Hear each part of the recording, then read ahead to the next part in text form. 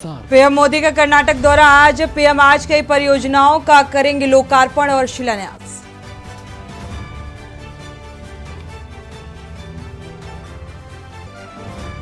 केंद्रीय गृह मंत्री अमित शाह का हैदराबाद दौरा। आज सीआईएसएफ के 54वें स्थापना दिवस समारोह में होंगे शामिल। मुख्यमंत्री योगी का गोरखपुर दौरा। आज स्टील प्लांट का उद्घाटन करेंगे सीएम। 2000 लोगों को प्लांट से मिलेगा रोजगार।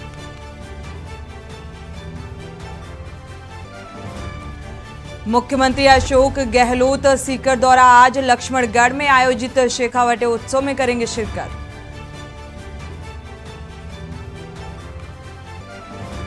अतीक अहमद की पत्नी पर 25,000 का इनाम घोषित। उमेश पाल मर्डर केस में आरोपी है शाइस्ता परवीन।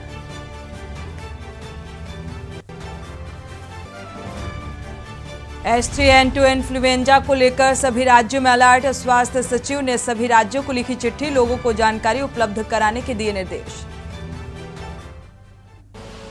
आप देख रहे हैं के न्यूज, खबरों का सारथी।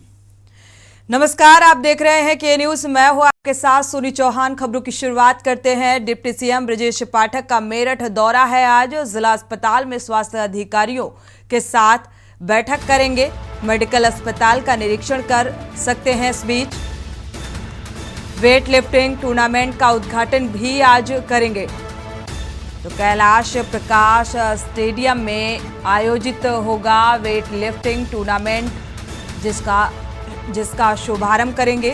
कार्यक्रम को देखते हुए स्वास्थ्य विभाग ने तैयारियां पूरी कर ली हैं। भारी पुलिस फोर्स का भी अमला इस बीच मौजूद रहेगा। सुरक्षा व्यवस्था के लिहाज से लगभग 2 घंटे मेरठ में डिप्टी सीएम ब्रजेश पाठक वहां पर रहेंगे, समय देंगे। कैंट विधायक अमित अग्रवाल द्वारा आयोजित होली मिलन समारोह में भी शिरकत करेंगे। तो इस दौरे के दौरान कई कार्यक्रमों में शिरकत करेंगे। लगभग 2 घंटे मेरठ में समय बिताएंगे। तो कैंट विधायक अमित अग्रवाल द्वारा ये होली मिलन समारोह भी आयोजित किया गया है, इसमें शिरकत करेंगे और साथ ही कई तो मेरठ दौरा इस लिहाज से बेहद अहम। जिला अस्पताल में स्वास्थ्य अधिकारियों के साथ बैठक कर स्वास्थ्य व्यवस्थाओं का जायजा, मेडिकल अस्पताल का निरीक्षण भी इस दौरान कर सकते हैं। तो वेट लिफ्टिंग टूर्नामेंट का भी उद्घाटन करेंगे सीएम, डिप्टी सीएम।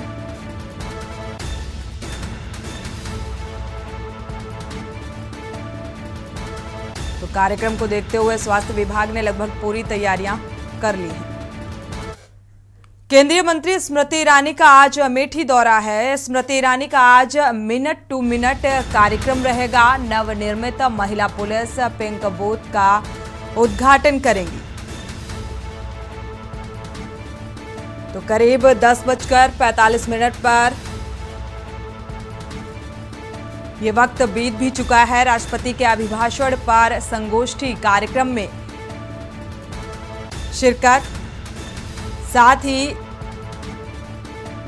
नवनिर्मित पीपी के पुल का उद्घाटन करेंगी स्मृति ईरानी। रंगवा घाट गोमती नदी पर यह नवनिर्मित पुल बना हुआ है।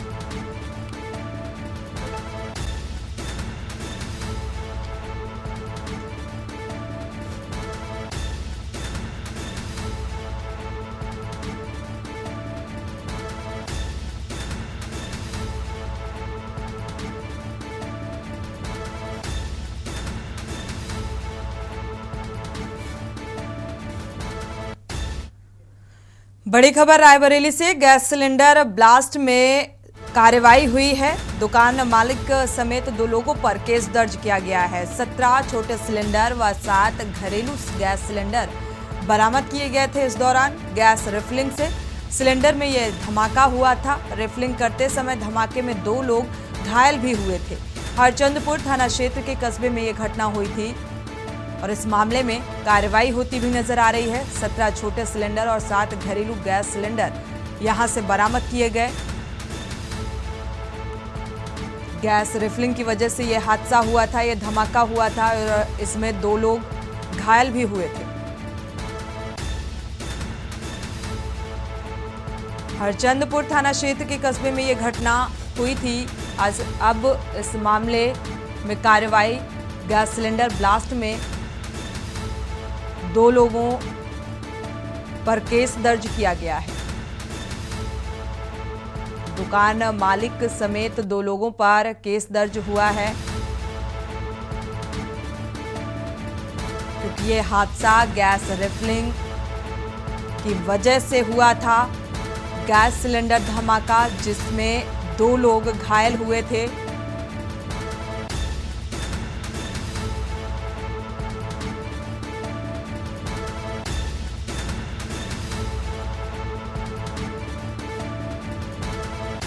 मनीष अवस्थी इसी खबर पर संवाददाता ज्यादा जानकारी के लिए जुड़े हुए हैं। मनीष, अगर देखा जाए तो अब इस मामले में कार्रवाई होती नजर आ रही है, 2 लोगों के खिलाफ केस दर्ज किया गया है। जी बिल्कुल सोनी, मैं बात करूं तो ये पूरा प्रकरण हरचंदपुर थाना क्षेत्र के कस्बे का है और नेशनल हाईवे के किनारे एक दुकान थी जहां पर गैस की जो रिफिलिंग का काम करते थे उसकी दुकान थी। अगर बात करें जिस तरह से अगर उसकी जो दुकान को उसने खोल रखी थी वो गैस चूल्हे की रिपेयरिंग की दुकान थी, लेकिन वो पीछे से ब्लैकमेलिंग करके जो है गैस रिफिलिंग का भी काम किया करता था। साथ ही बात करें तो 2 दिन पहले ही वो गैस रिफिलिंग के दौरान ही एक धमाका हुआ था जिसमें 3 दुकानें में आग लग गई थी और पूरी तरीके से दुकानें जलकर खाक हो गई थी। लगभग उसमें 20 लाख के ऊपर का सामान जो है पूरी तरह नष्ट हो गया था। अगर बात करें तो उसी पर जब यहाँ के फायर ब्रिगेड पहुंची थी और लगभग उसकी आग बुझा के जब उसकी जांच की गई तो वहां पर से वहां के जो दुकान थी, दुकान से 7 सिलेंडर जले हुए निकले थे और 17 सिलेंडर जो छोटे रिफिलिंग वाले सिलेंडर हुए थे वो निकले थे। तो इसी को देखते हुए यहाँ के जिला पूर्व अधिकारी के द्वारा जो है एक मुकदमा दाखिल कराया गया है और FIR करा दी गई है, जिस पर जो है 2 लोगों के खिलाफ, एक मकान मालिक के खिलाफ है जो उनका नाम है अखिलेश कोरी, उनके खिलाफ भी, और एक प्रमोद कोरी साहू है जो जिन्होंने दुकान उस पर खोल रखी थी, उनके खिलाफ मुकदमा पंजीकृत कर दिया गया है।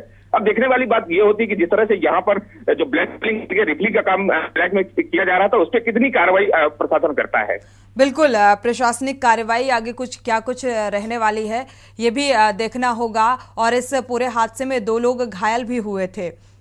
मनीष, बिल्कुल बात करें तो जिस तरह से जब रिफिलिंग करा रहे एक युवक थे जिनका नाम था छोटे, वो एक रिफिलिंग कराने गैस गए थे और वहीं पर जो है रिफिलिंग कराते समय ही एकदम से जो धमाका हुआ तो उसमें जो 2 लोग बैठे हुए थे वो गंभीर रूप से घायल हो गए थे, जिनका एक का इलाज जिला अस्पताल में अभी भी चल रहा है, लेकिन एक को मामूली चोटें आई थी, वो क्योंकि वहां से भाग खड़ा हुआ था, जिस तरह से वो बच गया है और वो अभी सही सलामत है। लेकिन दूसरे जो घायल है उसका जिला अस्पताल में अभी भी इलाज चल रहा है और वो जिंदगी और मौत से जंग लड़ रहा है। शुक्रिया इस तमाम जानकारी को साझा करने के लिए। तो इस मामले में कार्रवाई होती नजर आ रही है। दुकान मालिक समेत 2 लोगों के खिलाफ केस दर्ज किया गया है।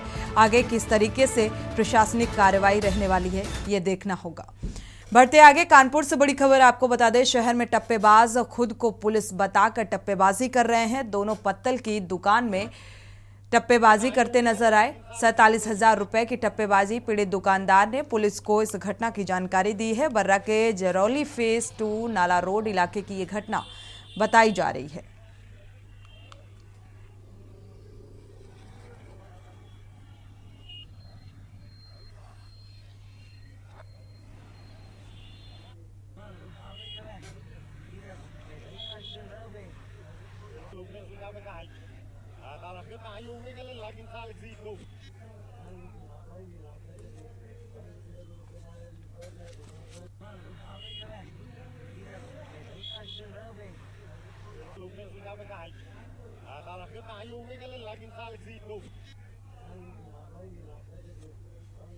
तो ये तस्वीरें भी आप देख पा रहे हैं, इस दुकान से टप्पेबाजों ने टप्पेबाजी की है।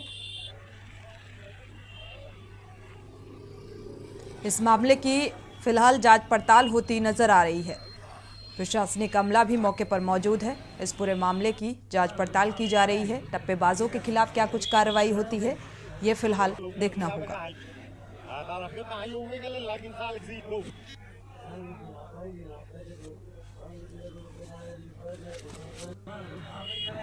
और इसी खबर पर संवाददाता मधुर मोहन जुड़े हुए हैं। मधुर मोहन, अगर देखा जाए तो टप्पेबाजी की ये तस्वीर सामने आ रही है, क्या इनके खिलाफ कोई कार्रवाई होती नजर आ रही है? बिल्कुल, आपको बता दें दक्षिण क्षेत्र में यदि आए दिन की बात करें तो आए दिन कहीं ना कहीं हर हफ्ते में एक सूचना ये जरूर आती है हर थाने क्षेत्र से कि टप्पेबाजी हो रही है। लेकिन पुलिस एक टप्पेबाज जो भी युवक है उनको रोकने में नाकाम है, अभी तक कोई गिरफ्तारी नहीं पड़ी। कल ताजा मामला गोपीनगर का और बर्रा के 2 मामले सामने आए जिसमें पुलिस बता के टप्पेबाजी गई 45,000 रुपए की, और पुलिस ने सीसीटीवी खंगाली, उसके बाद भी अभी तक जो भी टप्पेबाज युवक है उनकी सुराग नहीं लगा पाई है। जी शुक्रिया इस तमाम जानकारी को साझा करने के लिए। तो कुल मिलाकर अभी तक कोई सुराग नहीं लग पाया है इन टप्पेबाजों का। 47,000 रुपए की टप्पेबाजी की है, लेकिन इस पूरे मामले की जांच पड़ताल की जा रही है।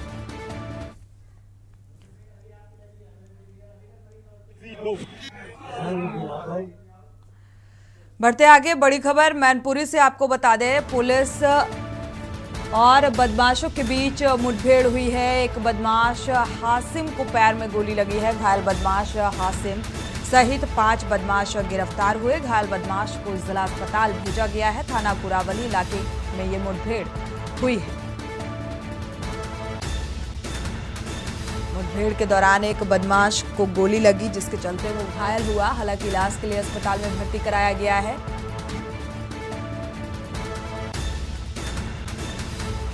हासिम सहित 5 बदमाशों को गिरफ्तार किया गया।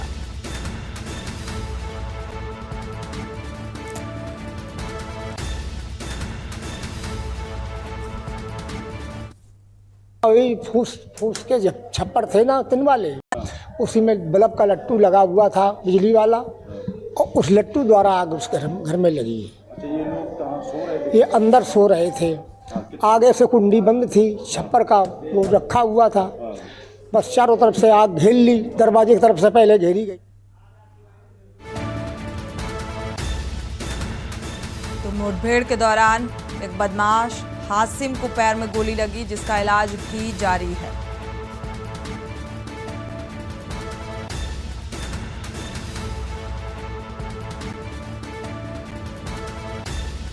और इसी खबर पर संवाददाता चंद्रजीत सिंह जुड़े हुए हैं ज्यादा जानकारी के लिए। इस संबंध में क्या जानकारी है चंद्रजीत? कौन सी खबर की बात कर रहे हैं आप? चंद्रजीत, आपको आवाज मिल पा रही है? एक बदमाश को मुठभेड़ के दौरान पैर में गोली लगी है, 5 लोगों की गिरफ्तारी हुई है इस मुठभेड़ के दौरान। क्या कुछ जानकारी है इस संबंध में? ये कुरावली थाना और बिस्मा थाना की पुलिस जो चेकिंग कर रही थी, चेकिंग के दौरान बदमाश जो 3 बाइकों से बाइक सवार बदमाश आ रहे थे, उन्हें पुलिस ने जब रोकने का प्रयास किया तो उन्होंने भागने का प्रयास किया। जब पुलिस ने घेराबंदी की तो उन्होंने पुलिस पे फायरिंग करना शुरू कर दी। जवाबी कार्रवाई में पुलिस फायरिंग में एक जो बदमाश है उसके पैर में गोली लगी गई है, जिसको इलाज के लिए जिला अस्पताल में भर्ती कराया गया है। इसका नाम मोहम्मद हाशिम है, ये जनपद फरुखाबाद। चंद्रजीत, जिसकी गिरफ्तारी हुई है 5 बदमाशों की, पुलिस ने क्या पूछताछ की? पूछताछ में क्या कुछ निकलकर सामने आ पाया? जी मैम, शुक्रिया इस तमाम जानकारी को साझा करने के लिए। घायल बदमाश हासिम सहित 5 बदमाशों की गिरफ्तारी हुई है। मुठभेड़ के दौरान एक बदमाश के पैर में गोली लगी, हालांकि इस अस्पताल में भर्ती कराया गया है, इलाज जारी है। यहां रुकेंगे, एक छोटे से ब्रेक के लिए लौटेंगे जल्द। आप देख रहे हैं की न्यूज़। वापस आ रहे हैं। दिल्ली के अमन विहार थाना क्षेत्र के सेक्टर 22 रोहिणी में ताबड़तोड़ गोलियां चली। डीसीपी द्वारा मिली जानकारी के अनुसार 3 से 4 अज्ञात बदमाश दुकान के अंदर घुसे और ताबड़तोड़ फायरिंग कर दी, जिसमें योगेश नाम के एक युवक की मौके पर ही मौत हो गई।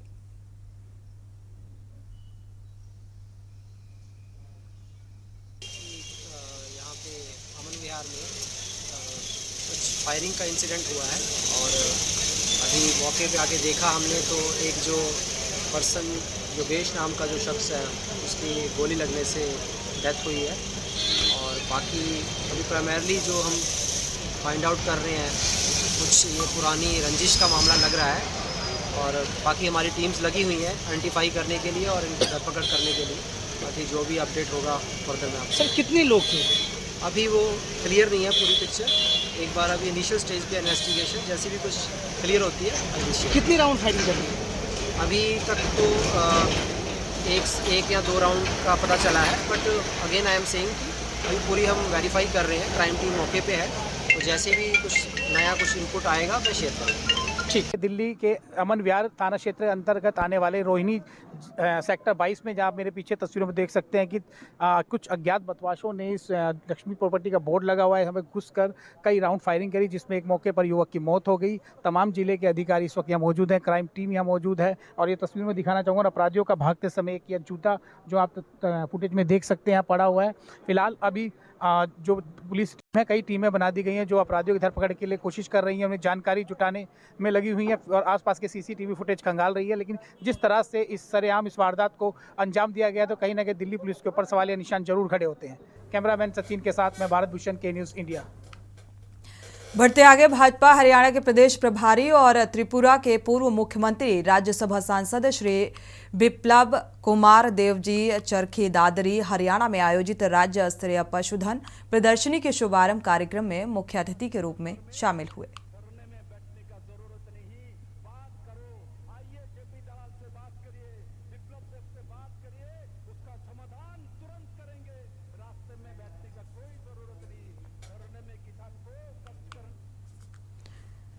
खबर पंखाजुर से है, जहां मनरेगा में काम करने वाले मजदूरों के नाम से फर्जी तरीके से मजदूरों का फर्जी हस्ताक्षर कर सरपंच, उप सरपंच व डाक विभाग के कर्मचारी, सचिव व रोजगार सचिव ने मिलकर लाखों रुपए का गबन कर लिया था।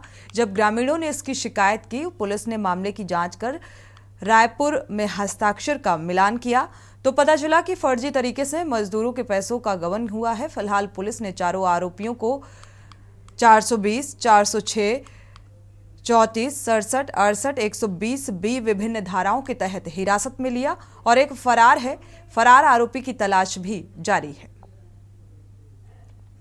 मनरेगा के तहत 2015 से 19 के बीच में मजदूरी हितग्राही मजदूरों का जो भुगतान राशि है डाकघर से, उसे फर्जी तरीका से कुछ लोगों के द्वारा आहरण किया गया था। तो थाना पकड़गिर में अपराध क्रमांक 49/22 पंजीबद्ध कर बेचना में लिया गया था एवं अन्य जो खाता धारक है उनके हस्ताक्षर को मिलान हेतु क्यूटी शाखा रायपुर भेजी गई थी। जानकारी प्राप्त हुआ कि खाते धारक का जो हस्ताक्षर है वो फर्जी तरीके से कोई अन्य व्यक्ति के द्वारा हस्ताक्षर किया गया है, जिसमें 4 आरोपी की गिरफ्तारी हुई है वर्तमान में। अन्य आरोपी की गिरफ्तारी शीघ्र ही की जाएगी। और इसी बीच बरेली से बड़ी खबर आपको बता दें, लेकिन उससे पहले खबर दुर्ग से है, जहां कार्यक्रम में मुख्य अतिथि के रूप में पहुंचे मुख्यमंत्री भूपेश बघेल का स्वागत समाज के लोगों ने जोर शोर से किया। मनवा कुर्मी क्षत्रिय समाज द्वारा समाज के कार्यों को आगे बढ़ाने को लेकर कई प्रस्ताव भी पारित किए गए। समाज के द्वारा शादी व अन्य कार्यों में डीजे जैसे कान फोड़ यंत्रों के इस्तेमाल पर प्रतिबंध भी लगाया गया। इस दौरान मुख्यमंत्री ने समाज के भवन के लिए मुख्यमंत्री भूपेश बघेल ने 5 एकड़ जमीन की मांग की और पूरा करने की घोषणा भी की है। मनवा कुर्मी क्षत्रिय समाज के वार्षिक अधिवेशन पाटन में हुआ और बड़ी संख्या में समाज के पूरे प्रदेश भर के प्रतिनिधि यहाँ उपस्थित हुए थे और समाज में बहुत सारे प्रस्ताव हुए जो समाज को आगे बढ़ाने के लिए, और मुख्य रूप से हमारे जो समाज है खेतिहर समाज है और खेती किसानी करने वाले समाज हैं और सरकार भी लगातार किसानों को उन्नति के लिए लगातार काम कर रही है, जिसका लाभ पूरे छत्तीसगढ़ के साथ साथ समाज के लोगों को हो रहा है। आइए, हमारा जो मनवा कुर्मी क्षत्रिय समाज का हर वर्ष अधिवेशन होता है राज्य में, 9 राज्य में होता है, फिर एक बार महाधिवेशन होता है एक राज्य में, और महाधिवेशन में हमारे पूरे छत्तीसगढ़ के जितने भी समाज के लोग इकट्ठे होते हैं और बड़े बड़े निर्णय भी हम लोग लेते हैं। और इसी बीच बरेली से बड़ी खबर आपको बता दे, थम्स अप की बोतल में छिपकली निकलने से हड़कांप। बरेली से बड़ी खबर, सील पैक बोतल के अंदर ये छिपकली निकली है और लोग देखा जाए तो अब गर्मियों का मौसम है और लोग बड़े शौक से पीते हैं। परिवार में पीने के लिए ये कोल्ड ड्रिंक लाया जाता है। ग्राहक गुड्डू ने टोल फ्री नंबर पर इस बात की शिकायत की। बरेली से बड़ी खबर, हालांकि इससे पहले भी कई बार ऐसे वाकये सामने आ चुके हैं। सील पैक बोतल के अंदर छिपकली निकली है और एक ग्राहक ने इस बात की शिकायत टोल फ्री नंबर पे की है। बड़े बड़े स्टार इन कोल्ड ड्रिंक्स का प्रचार प्रसार करते हैं और लोग धड़ल्ले से पीते नजर आ रहे हैं। शानू संवाददाता इसी खबर पर जुड़े हुए हैं ज्यादा जानकारी के लिए। शानू, एक बार फिर से इस खबर से हड़कंप मचता नजर आ रहा है जिस तरीके से थम्स अप की बोतल के अंदर छिपकली निकली है। और देखिए सोनी, गर्मी का मौसम शुरू होते ही लोग जो है कोल्ड ड्रिंक पीने का ऑप्शन ढूंढते हैं और लगातार अपने परिवार में बच्चों के लिए और बड़ों के लिए कोल्ड ड्रिंक लेकर के जाते हैं। और देखिए इसी बीच ये एक हड़कंप मचाने वाली खबर सबसे पहले प्रदेश में बरेली से निकल के आई है, जिसमें एक थम्स अप की बोतल, एक बड़ा ब्रांड है और पूरी देश दुनिया में ये ब्रांड चलता है, बड़े बड़े प्रचार प्रसार किए जाते हैं इसके। और अब देखिए इसी बोतल में, सील पैक बोतल में एक छिपकली निकली है और जो कि मरी हुई छिपकली इसमें निकली है, जो कि गरीमत रही। जो परिजन है, जो अपने गुड्डू नाम का जो व्यक्ति है, वो अपने परिवार के लिए कोल्ड ड्रिंक लेके गया था, लेकिन उसने जब इस कोल्ड ड्रिंक को देखा तो उसमें छिपकली निकली हुई थी और कुछ गंदगाई भी इसमें पड़ी हुई थी। वीडियो में साफ तौर पर जब बोलता नजर आ रहा है कि गंदगाई भी है। इसके बाद उसने सीधा पहले टोल फ्री नंबर पर शिकायत की है, उसके बाद थाना कैंट क्षेत्र, जो कि कांदरपुर का ये व्यक्ति है, इसलिए इसने थाना कैंट क्षेत्र में भी थम्स अप कंपनी के खिलाफ शिकायत की है। फिलहाल बिल्कुल शानू, देखा जाए तो एक तरीके से ग्राहकों के स्वास्थ्य के साथ भी खिलवाड़ होता नजर आ रहा है। जिस तरीके से छिपकली थम्स अप की बोतल में निकली है, क्या कोई कार्रवाई की उम्मीद नजर आ रही है इस मामले को लेकर? इस मामले को गंभीरता से लिया जाएगा क्योंकि अब ये खबर प्रसारित हो रही है। देखिए बिल्कुल खबर पर जो है इस पे कार्रवाई होना बड़ा जरूरी है, वरना आने वाले समय में ऐसी परिजनों को लेकर के ऐसी काफी दिक्कतों का सामना उठाना पड़ सकता है। लेकिन मुझे नहीं लगता, इतना बड़ा ब्रांड है और इतने बड़े पैमाने पर इसमें जो है कोल्ड ड्रिंक की सप्लाई होती है, लेकिन उसने शिकायत जरूर कर दी है, टोल फ्री नंबर पर भी शिकायत की है, थाना क्षेत्र में भी शिकायत की है। लेकिन देखने वाली बात होगी इस पर क्या कार्रवाई होगी, लेकिन कार्रवाई होना बहुत जरूरी है क्योंकि एक बड़े बैनर पर ये इस तरीके का कृत्य हो रहा है, ये बड़ा चिंताजनक है और इसमें जो जनता है उसको कहीं ना कहीं इसका नुकसान उठाना पड़ता है। अभी एक इसकी निगाह पड़ी है तो छिपकली नजर आई है, वरना ऐसी तमाम बोतलें जो है सप्लाई हो जाती हैं लेकिन कोई चीज नहीं निकल पाती है। बिल्कुल शानू, अब टोल फ्री नंबर में इसने शिकायत की है, क्या कोई प्रतिक्रिया इसे मिली, कोई रिप्लाई इसे मिला?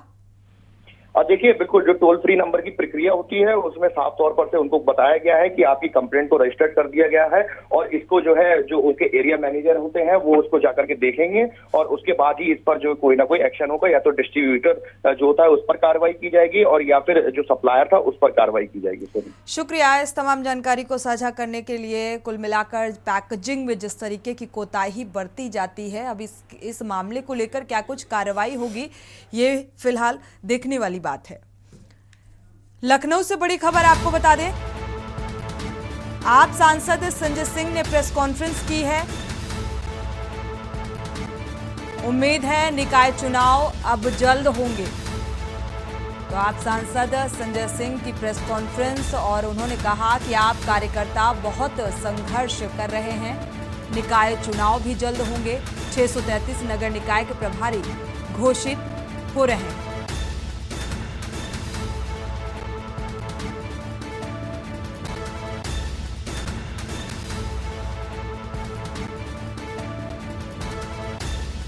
और इसी खबर पर ब्यूरो चीफ मनीष श्रीवास्तव जुड़े हुए हैं ज्यादा जानकारी के लिए। मनीष, अब देखा जाए तो जल्द निकाय चुनाव होने का ऐलान करते हुए नजर आ रहे हैं संजय सिंह। बिल्कुल सोनी, आपको बता दें कि आज की प्रेस कॉन्फ्रेंस बेहद महत्वपूर्ण मानी जा सकती है आम आदमी पार्टी की तरफ से। अगर देखें तो सबसे पहले तो संजय सिंह ने आम आदमी पार्टी की जिस तरह से नगर निकाय चुनाव में जो प्रभारी उन्होंने आज घोषित किए हैं उसकी लिस्ट जारी कर दी है और उन्होंने साफ तौर से कहा है कि हम सभी नगर निकाय चुनाव में अपनी भागीदारी करेंगे, सभी उम्मीदवार लड़ेंगे और साफ तौर से उन्होंने जनता से अपील की कि झाड़ू को एक बार मौका दे, क्योंकि हम लोग दिल्ली में भी सरकार बना चुके हैं और पंजाब में, उत्तर प्रदेश में भी एक मौका दे जनता। इसके बाद उन्होंने धीरे से पिच बदली और सीधे तौर पे वो केंद्र सरकार पर हमलावर हुए और उन्होंने साफ ये कहा, आपको बता दें पश्चिम बंगाल से लेकर गुजरात तक और कश्मीर से लेकर कन्याकुमारी तक शायद ही कोई पार्टी ऐसी बची हो जिसको संजय सिंह ने आज अपनी प्रेस वार्ता में ना गिनाया हो। साफ तौर से एकजुट होने की बात कही उन्होंने, विपक्ष को एकजुट करते हुए उन्होंने साफ तौर से बंगाल में जितने मुकदमे हुए, उड़ीसा में जितने मुकदमे हुए, बीएसपी पे मुकदमे हुए, सपा पर मुकदमे हुए, केरल में हुए, कश्मीर में हुए, जितनी भी पार्टियां हैं कोई पार्टी नहीं बची, सब पर उन्होंने गिनाया कि सब पे मुकदमा कर रही बीजेपी सरकार, लेकिन गुजरात में किसी के ऊपर आंच नहीं आने दे रही है और सीधा निशाना उनका अडानी पर था। अडानी को लेकर के भी उन्होंने तीखे सवाल किए और यही कहा कि मनीष सिसोदिया पे की गई कार्रवाई एक तरफा है। और साफ तौर पे उन्होंने एक बात और कही कि तालिबान को जिस तरह से अनाज मुक्ति दिया जा रहा है और किसानों के आलू के दाम नहीं बढ़ाए जा रहे हैं। बिल्कुल मनीष, हालांकि इससे पहले भी प्रेस कॉन्फ्रेंस में संजय सिंह ने इस बात का भी जिक्र किया था कि तालिबान को आटा और भक्तों को चाटा जैसे बातों का जिक्र, और साथ ही जो विपक्ष के साथ एक मत नजर आ रहा है आम आदमी पार्टी का, संजय सिंह का जो प्रेस कॉन्फ्रेंस के दौरान एक रुझान निकलकर सामने आया, तो क्या लगता है ये कितना फायदेमंद साबित होने वाला है? देखिए, सीधे तौर पे आज संजय सिंह ने एक बात और कही कि विपक्ष के सारे नेताओं का इनकाउंटर करा दे मोदी जी। उन्होंने सीधे तौर पे निशाना लगाया साधा केंद्र सरकार पे। उन्होंने कहा विपक्ष को खत्म कर दीजिए, आपको जैसे सरकार चलानी हो चलाइए। लेकिन साफ तौर से अगर हम बात करें, संजय सिंह ने ये बात जरूर कही है। और अगर आप देखें तो कल के क्रम से अगर आप देखें तो कांग्रेस ने एक प्रेस कॉन्फ्रेंस करी, आज आम आदमी पार्टी ने करी, जनता दल यू भी प्रेस कॉन्फ्रेंस करने जा रहा है। इस तरह धीरे धीरे करके सभी विपक्षी पार्टियां अपने अपने राज्य में अपने अपने जो भी इलाके हैं उनमें प्रेस कॉन्फ्रेंस करके विपक्ष को एकजुट करने की बात कर रहा है। यही एक सबसे बड़ी रणनीति है, क्योंकि मनीष सिसोदिया की गिरफ्तारी से लेकर के आम आदमी में बेचैनी है, विपक्ष भी घबराया हुआ है कि अगर इस तरह की कार्रवाइयां हुई तो आने वाले समय में विपक्ष कुछ बोल ही नहीं सकता। यही एक रणनीति है जिसको लेकर के आज संजय सिंह ने प्रेस वार्ता की। बिल्कुल, इस रणनीति की क्या कुछ फायदे निकलकर सामने आएंगे ये भी देखना होगा। शुक्रिया इस तमाम जानकारी को साझा करने के लिए। और आप सांसद संजय सिंह से खास बातचीत की है हमारे ब्यूरो चीफ मनीष श्रीवास्तव ने, सुनाते हैं आपको। हमारे साथ आम आदमी पार्टी के राज्यसभा सांसद संजय सिंह जी हैं। नगर निकाय चुनाव को लेकर के ओबीसी की रिपोर्ट मुख्यमंत्री को सौंप दी गई है। इसको लेकर के संजय सिंह भी तमाम तैयारियों के दावे कर रहे हैं। नगर निकाय चुनाव को लेकर के क्या तैयारियां हैं सर, क्या तैयारियां हैं नगर निकाय? देखिए, नगर निकाय के चुनाव में सभी सीटों पर आम आदमी पार्टी लड़ेगी। और आज हमने 763 नगर निकायों में से ज़्यादातर में हमने अपने प्रभारी घोषित कर दिए हैं। अगले 15 दिनों तक नगर पंचायत में हर वार्ड में 100 मेंबर, हर नगर पालिका के वार्ड में 500 मेंबर और हर नगर निगम के वार्ड में 1000 मेंबर बनाने का हमने लक्ष्य रखा है। इसके साथ साथ हमारी घोषणा है house tax half, water tax माफ। इस नारे के साथ हम लोग चुनाव में जाएंगे। अगर हम बात करें तो आपने कश्मीर से लेकर कन्याकुमारी तक तमाम जितनी भी राजनीतिक पार्टियां हैं, कोई पार्टी शायद ऐसी छूटी ना हो जिसके मुकदमे ना गिनाए हों। बिल्कुल, बड़ी मेहनत की आपने, आखिर मुकदमों को गिनाने का कारण क्या? देखिए, कारण यही है कि भैया आप बंगाल से लेके, उड़ीसा से लेके, तेलंगाना से लेके, आंध्र प्रदेश, यूपी वाले, बिहार वाले, महाराष्ट्र वाले, कश्मीर वाले, किसी को आपने छोड़ा नहीं, सब पे मुकदमा कर रहे हो। लेकिन गुजरात वाले जो आपके दोस्त हैं, अडानी जी, नीरव मोदी जी, मेहुल चौकसी जी, नितिन संदेशरा जी, उस पर क्या कार्रवाई कर रहे हो आप? कितने बुलडोजर चलाए आपने? कितनी छापेमारी की? कितनी गिरफ्तारी की? बताइए ना आप, ये पूछ रहा हूं मैं। सीधे तौर पे अगर हम बात करें, जो मनीष सिसोदिया पे आरोप लगा रही है ईडी, मोबाइल लगातार सिम बदलने की, मोबाइल नष्ट करने की, इसको लेकर क्या कहें? पहले तो मैं ये कहूंगा कि पहले ईडी अपने आप को घोषित करे कि वो एक नादान बच्चा है। 10 महीने तक जब तक सीबीआई जांच कर रही थी तब तक ईडी वाले बेचारे कुछ नहीं जान रहे थे, उनको कुछ नहीं बचा। उस नादान बच्चे को तब पता चलता है जब 10 मार्च को सीबीआई के मामले में जमानत की याचिका देने जाते हैं मनीष सिसोदिया, तब ईडी को उस बच्चे को पता चलता है नहीं हमें कार्रवाई करनी है। क्यों? क्योंकि उसके पापा ने कहा जाके करो कार्रवाई। अब इनकी कहानियों पे क्या, इनकी बातों पे क्या जवाब दें? क्या आने वाले समय में ईडी जो है वो एक एंटरटेनमेंट डिपार्टमेंट है, उसकी कहानियों पे मजे लीजिए और कोई मतलब नहीं। आने वाले समय में क्या धरना प्रदर्शन और तेज होंगे आम आदमी पार्टी? सड़क पे भी आंदोलन होगा और संसद में भी, दोनों जगह। तो ये आम आदमी पार्टी के राज्यसभा सांसद संजय सिंह थे, जिन्होंने साफ तौर से ईडी पर सवालिया निशान लगाए हैं और साफ तौर से उन्होंने कहा ईडी एक नादान बच्चा है जो केंद्र सरकार के इशारे पर काम करता है। लखनऊ से मनीष श्रीवास्तव।